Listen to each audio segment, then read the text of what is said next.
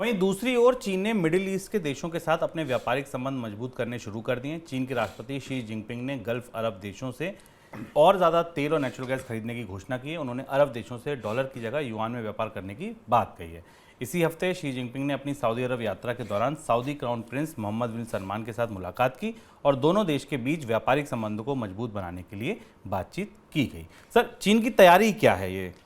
चीन गल्फ देशों के खाड़ी देशों के बाजार को युआन के भविष्य के बाजार पर देख रहा है। और जो युआनाइजेशन, जिस पर मनी 9 के दशकों को याद होगा कि हम एक पूरा विस्तृत एपिसोड कर चुके हैं इकोनॉमिक में, जिसका लिंक हम इस कार्यक्रम के नीचे देंगे ताकि आप समझ सकें कि चीन का युआन डिज़ाइन क्या है और जो लागू किया जा रहा है। इस बार जब शी जिनपिंग अरब के देशों की यात्रा पर गए तो उनके 2-3 बड़े उद्देश्य थे और उन उद्देश्यों में के केंद्र में था उनकी अपनी मुद्रा युआन, क्योंकि धीमे धीमे पेट्रो डॉलर से पेट्रो युआन की तरफ बढ़ाने की कोशिश मध्य पूर्व में चाइना ने शुरू की है। उसकी 2 वजह हैं चाइना के पास ऐसा करने की। एक तो बड़ी वजह यह है कि चीन एनर्जी का सबसे बड़ा इंपोर्टर है, यानी मध्य पूर्व के देशों का सबसे बड़ा बाजार भी चीन है, और चीन सबसे बड़ा निर्यातक भी है तमाम सामानों का, उपकरणों का, पुर्जों का जिनकी ज़रूरत इन देशों को होती है, और उनका सबसे बड़ा एक्सपोर्टर है। तो चीन और मध्य पूर्व के देशों का अकेले खुद का इतना बड़ा व्यापार है कि वो युआन में किया जा सकता है डॉलर को बाहर रखकर। दूसरी चीज़ ये है कि इन्हीं बैठकों में, गल्फ कॉरपोरेशन काउंसिल की बैठक में शी जिनपिंग ने यह भी ऑफर किया कि सऊदी अरब और मध्य पूर्व के देश जो शंघाई का फॉरेन एक्सचेंज मार्केट है और शंघाई का जो पेट्रोलियम और नेचुरल गैस एक्सचेंज प्लेटफॉर्म है, वहाँ पर जाकर युआन में ट्रेड कर सकते हैं। यानी सऊदी अरब और अमीरात और गल्फ के देश अगर चाहें तो वो युआन में अपने सौदे बुक कर सकते हैं इस एक्सचेंज मार्केट में। इशारा ये था कि चीन अब अगर कोई सौदे करेगा तेल खरीदने के फॉरवर्ड में तो वो अपने एक्सचेंज पर युआन में करेगा, ना कि डॉलर पर, ब्रेंट या WTI के किसी बाजार में करेगा। क्योंकि इतना बड़ा बाजार है चीन के पास कि चीन अपने उस बाजार की ताकत का पूरी ताकत के साथ इस्तेमाल कर रहा है।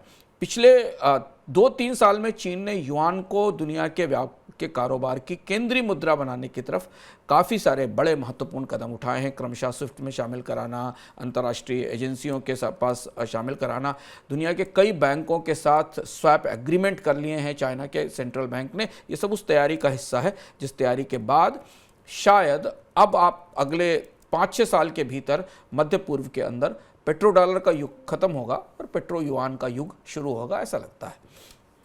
चीन में कोरोना लॉकडाउन खुलने की वजह से नेचुरल गैस की मांग बढ़ने की संभावना जताई जा रही है, जिस वजह से पहले से सीमित नेचुरल गैस सप्लाई की मार झेल रही वैश्विक अर्थव्यवस्था में सप्लाई को लेकर आशंकाएं और बढ़ गई हैं। चीन की एक एनर्जी कंपनी CNOOC ने 2023 के दौरान चीन में नेचुरल गैस की मांग 7% बढ़ोतरी का अनुमान लगाया है। रिपोर्ट में कहा गया है कि मांग बढ़ने की वजह से चीन में नेचुरल गैस के स्टॉक में तेजी से गिरावट देखी जा रही है और स्टॉक को समान स्तर पर लाने के लिए चीन नेचुरल गैस के आयात को तेजी से बढ़ा सकता है। सर, इसके बाद क्या फिर से नेचुरल गैस की महंगाई लौट सकती है? नेचुरल गैस की कीमतों में बढ़ोतरी लगातार देखी है। बीच के हिस्सों में जब रूस और यूक्रेन युद्ध अपने चरम पर था तब गैस की कीमतों में काफ़ी तेजी थी, लेकिन अब उसमें गिरावट हुई थी, अब उसमें बढ़ोतरी दिखाई दे रही। चीन की अर्थव्यवस्था वापस खुल रही है, चीन की अर्थव्यवस्था में मांग वापस लौटने की संभावना दिखाई दे रही। ताज़ा जो ट्रिगर नेचुरल गैस बाजार को मिला है वो ये कि जो सेंट्रल एशिया के पाइपलाइन से चीन को, मध्य एशिया की पाइपलाइन से चीन को जो गैस आती थी जो रूस के जरिए, उसकी आपूर्ति में कमी आई है कई वजहों से, और इसलिए चीन में नेचुरल गैस के स्टॉक डिप्लीट हो रहे हैं।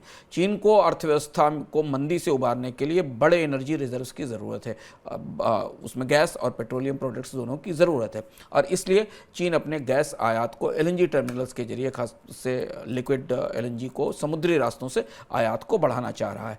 गैस को लेकर पूरी दुनिया में काफ़ी खींचतान मची हुई है, क्योंकि यूरोप अपनी गैस की ज़रूरतों के लिए भी रूस के बाहर अन्य देशों पर निर्भर है। यूरोपियन यूनियन गैस पर निर्भरता खत्म करने के लिए, रूस की गैस पर निर्भरता खत्म करने के लिए विशेष फंड्स एलोकेट कर रहा है, और इधर चीन अपने गैस आयात को, पेट्रोल के बाद गैस आयात को बढ़ाने की, 7% से ज़्यादा बढ़ाने की तैयारी कर रहा है, और इसका असर हमें अंतर्राष्ट्रीय बाजार में गैस की कीमतों में बढ़ोतरी पर नजर आएगा।